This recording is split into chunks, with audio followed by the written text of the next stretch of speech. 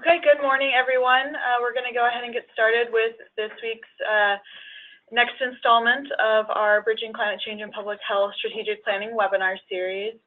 Today, we're going to be discussing our third intervention, fostering environmental action for a healthier community.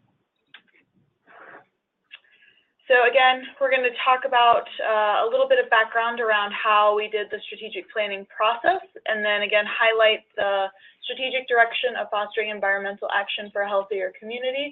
We're going to talk about how you can get involved with the strategic direction, and then give you an update on our Celebrating Successes and Champions initiative, which is a strategic direction, but will not be having its own webinar.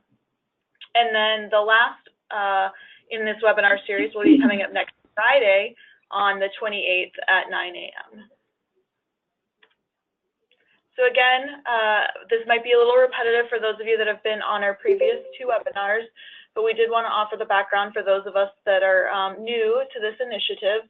We have launched a website within the Maricopa County pages for this Bridging Climate Change and Public Health initiative. It went live back in January of 2018. Again, a little bit of background of where we've come and where the strategic planning initiative sits within all of this work. Many of you participated in our last in-person meeting for the Bridging Climate Change and Public Health Stakeholders Group, which was last May. Then over the summer and then into the fall, we used a lot of your feedback from that meeting where we identified trusted community conveners. We identified barriers to climate change work within our community, and then we got some great feedback from you all of what would be a facilitator and what would be a barrier to continuing this collaborative work together. And we used all of that within that strategic planning process, which was a smaller group from the Bridging Climate Change and Public Health larger stakeholder group that then spent that time again for the rest of 2017 working through this strategic planning process. Here are some of the partners that assisted us with that planning activity, and we really want to thank them for their input and participation on this process. So from that strategic planning process, we identified 5 strategic directions: celebrating success and champions, which is an opportunity to raise awareness of current activities and successes across our community. So really taking the chance to highlight activities that are currently going on and the successes that they have brought to the community. Building community awareness through a strategic and targeted communication plan, which is really focused on supporting reasonable and unified climate change and health messages. That one was presented earlier. Fostering environmental action for a healthier community, which is the one we're going to focus on today. Coordinating research and collaborative efforts to catalyze change, which is providing the opportunity to link research and practice. And again, really focusing on this idea of bringing those two together to make sure that the results are applicable and meaningful to those of us active in our community. And then the last one, promoting public education about climate and health. So providing resources for education in the private and public sector, which are supported by Current Science, which will be the one next week.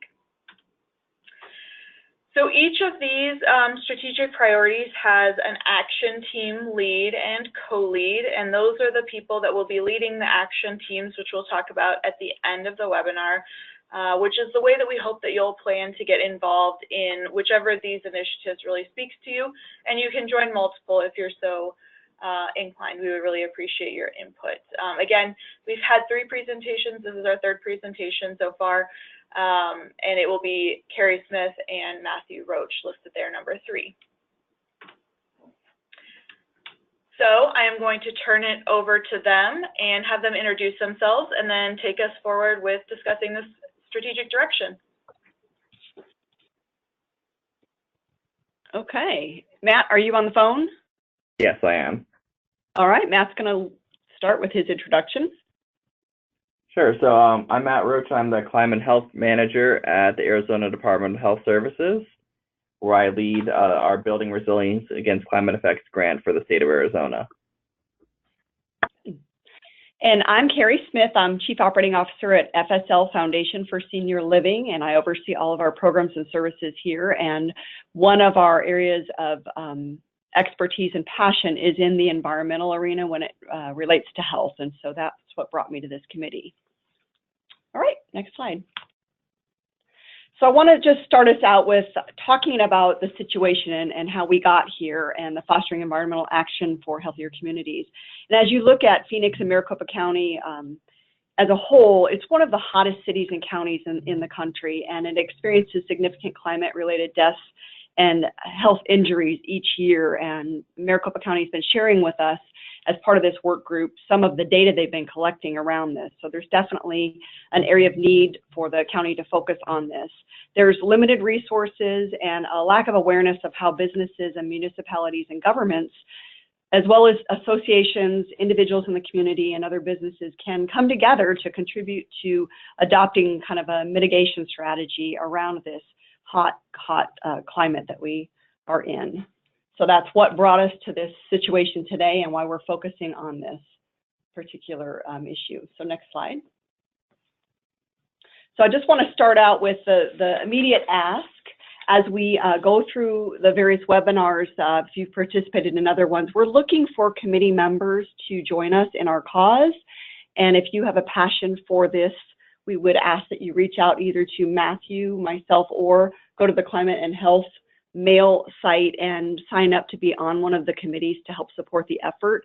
We all have, full-time workloads, and so the more that we can get folks involved, the more we can accomplish as we go through this process. So we want you, and we're looking for committee members. So think about that if you'd like to join us in our cause. So next slide. So let me give you an overview of what the Environmental Actions for Healthier Community Committee's been working on, kind of our plan of attack. We've gone through some various strategic type of workshops with this team and have developed a basic logic model around what we want to accomplish for this particular committee. And from a long-range perspective, we really want communities to adopt or adapt strategies that come out of this work. And Matt's going to talk a little bit about the toolkit we want to develop. But the long-term goal is really to have the entire community, businesses and individuals in that community, kind of adopt some practices that they can own. And of course, increase that adoption over time. So that's really our long-term outcome. We have several outputs that we've set up that we would like to hit, which is developing this toolkit, some processes around that, how we do outreach and market to the community and kind of build awareness. So we'll be working with several other committees as we develop our toolkit and get it out to market, but that's kind of our long-term goal. And what I want to talk about today, and Matt will talk about, is some of the particular activities that we've decided will help us get there. So be thinking about that as we talk about some of those activities. If you know folks that could assist us or, again, want to be committee members to help support the cause, let us know. So next slide, please. So as we think about the toolkit and getting information out to the community about ways that we can take action, we realized that we can't do this work ourselves, and it would be really good if we could find a student intern or a couple of students that have a passion for this cause and want to help us do some preliminary research to look at some best practices across the country and ways that communities have come together to, foster environmental action. And so our first activity really is, how do we find an intern, or are there interns that are interested in doing something like this? So we need to develop a scope of work to recruit an intern or several interns to do this, and then begin to reach out to the community, maybe to ASU or other public health arenas that might have students that we could onboard right away to help us with this. And then we have even talked about considering applying for some foundation grants to support maybe a stipends for those students to develop this work. So that's kind of our initial plan of attack with regards to interns. Next slide. And I'm going to pass it over to Matt to talk a little bit about STAR communities. Great. Thanks, Carrie. I think I echo a lot of what Carrie mentioned, that we're trying to understand the actions that businesses can take, and that would go into a toolkit. But getting there, we have to think about the variety of actions that make sense for businesses in Maricopa County. looking at a framework that follows sustainability issues is the Star Communities program, which is an evaluation of a range of different sustainable practices that a community can do. And we thought that this type of framework could translate to actions businesses can take. So if you go to the next slide, you can see that they have already created a climate change guide. You can visit the website at starcommunities.org. So if you go to the next slide, I have taken a screenshot of some of the different areas of the Star Communities program where they looked at the climate arena. So topics such as climate adaptation and greenhouse gas mitigation, greening the energy supply, energy efficiency, water efficiency, local government, greenhouse gas and resource footprint, and waste minimization. So this is in a context, so it may need to be retooled for a business. One of the other areas that we do not want to overlap existing types of processes that are out there, and I believe we have to narrow our niche down to the public health arena. So I do see some overlap in this type of context for a rating system. That being said, I think if a student or intern assists with a literature review for kind of looking at similar processes such as these with the Star Communities program, it could lead to identifying really good practices for the toolkit. And then I think that is our first step before promoting it. Next slide.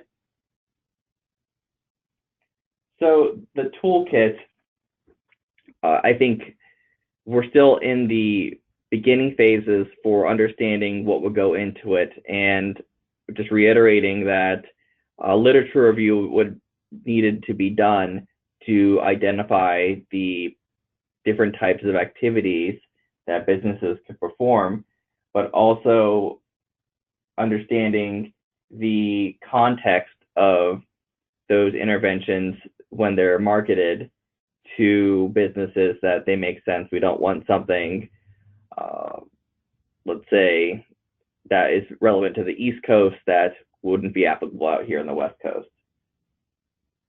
Next slide.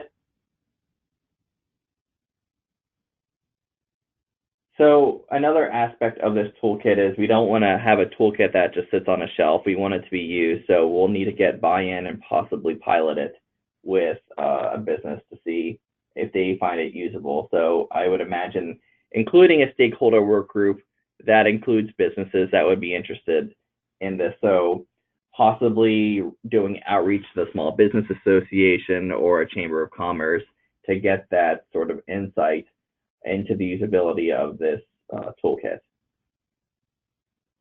Next slide. So overall, I think it'd be great if we had additional help on this project. As Carrie mentioned, we have a lot on our plate, but I think if we split up these type of activities, we will be able to get this work done in a timely fashion and really improve public health, knowing that we're not just tackling the nonprofit and the government sector, but also including the business sector, which is one of the key areas that I think has been missing from some of the previous meetings.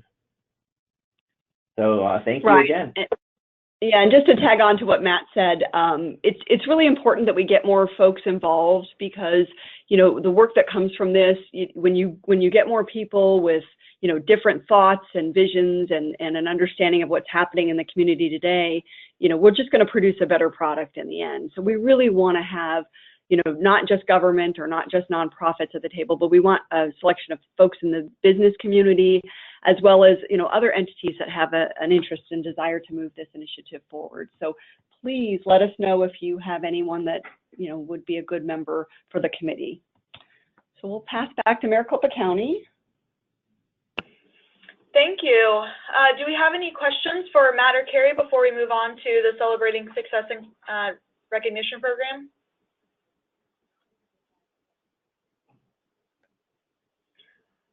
while you're thinking of those, we'll ask again if you have any questions, and then feel free to also type questions into the chat box if you would prefer.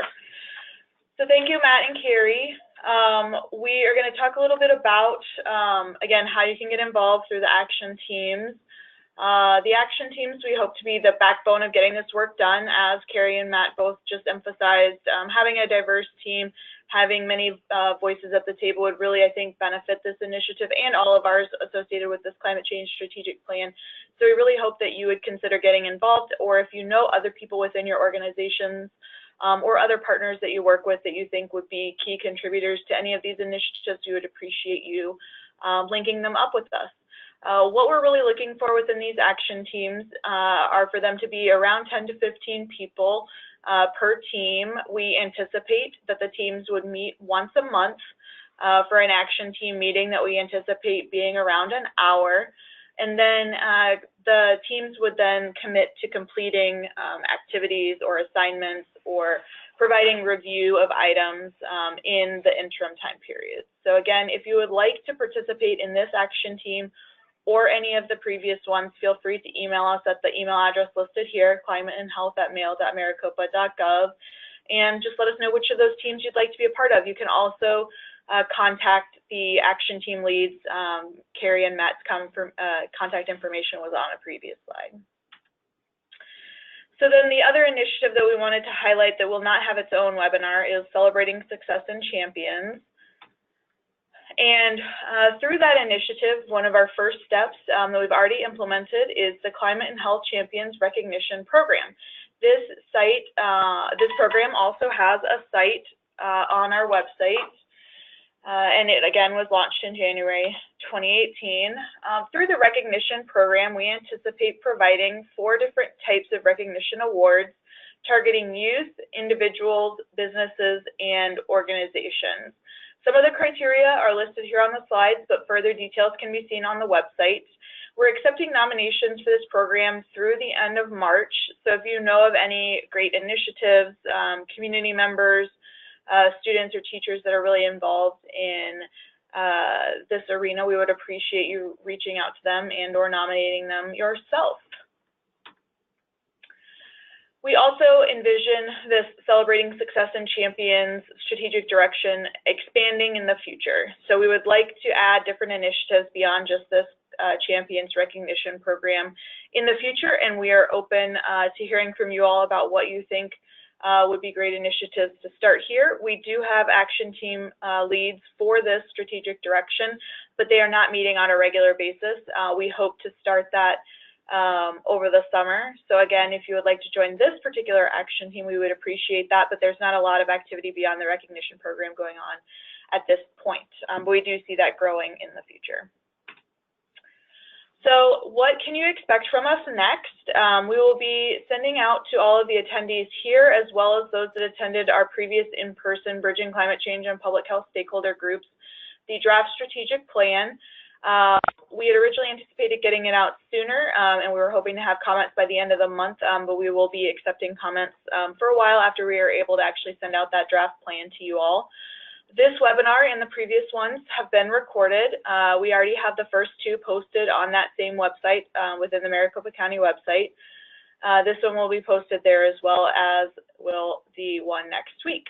We also anticipate having another in-person meeting once we have some results from the action teams to really highlight through that in-person meeting. If you have any questions or comments on the material published here, discussed here, or any of the previous initiatives after viewing the webinars online, we would really love to have your inputs and feedback on that as far as new directions we should be going, additional details we should be including, and especially if you would like to join one of the action teams. So again, I'll ask if anyone has any questions around this strategic direction for Matt or Carrie or myself or the rest of the team here.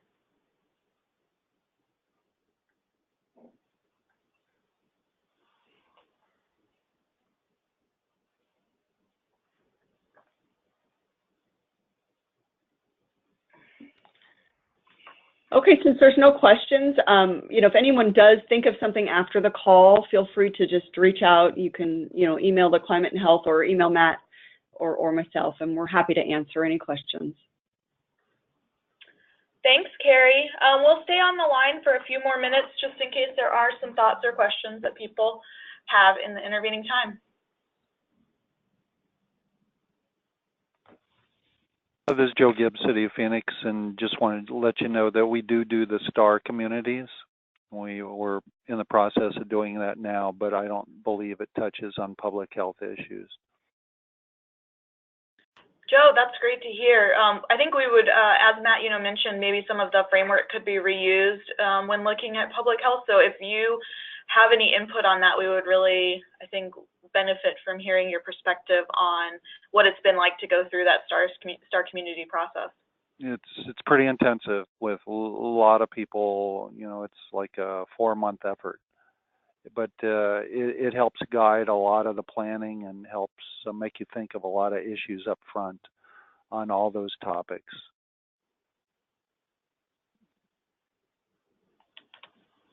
So Joe, just a quick question. This is Carrie. As part of the STAR community process, you said it's not really focused on health. Is there an element that down the road could incorporate some health components? Well, they're always modifying it to some degree, or changing the questions, making them more user friendly. It's an evolving process from STAR, and it has a lot of stakeholders to make sure that it's one being used very effectively, and it's an effective tool. So that might be something to touch on, but and maybe there is some public health elements, but that I can't think of right away. If you wanted to get that back on the screen, I can't think of anything right now. Sure, just 1 second. That matrix. It was like slide. Yeah, let me look. Well, it's got environmental justice. Well, it's got the air quality and so forth, and it has environmental justice. So, I mean, those have definitely public health issues surrounding them. And I think the hazard mitigation under health and safety and safe communities also touches on. That would probably be the biggest one right there. Yeah. Yep. Mm-hmm. So you'd have to look at, drill down into the types of questions they're asking for the. So that's excellent feedback, and I think, Matt, we should definitely systems. Pull those up and see. Yeah. Good. Thank you. But it's an excellent tool. I have never seen anything like it. Good. We're going about we're on our about 3rd or 4th cycle of this, and we were involved in the air quality portion of it, and the greenhouse gas mitigation and climate adaptation portion of it for making the questions more user friendly, clarifying some things, that type of thing. Excellent. Would you like to join our committee, Joe? I'm going to be retiring here in a year, and we have Marina has been going to be taking my place. Now she's not here today, but she was on the previous call. When was that? On the 16th, or it was last week. Yeah. You had a webinar last week. But yeah, we'll be involved. Yeah, so maybe we'll, even if you can't make every one of our meetings, and we haven't set times for our individual action meetings yet, but we could potentially do some conference type calls too if people can't get together face to face, but we'd love to have your input, even if you guys can't be on every committee call, but just, kind of tag team. So. Sure. Great.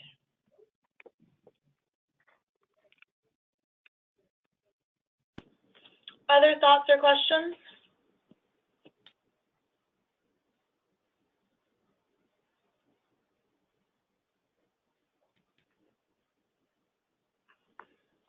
Okay, well, as Carrie said, feel free to reach out to herself or Matt if you do have thoughts or questions in the coming days, and then you can always reach out to us at the Climate and Health email inbox.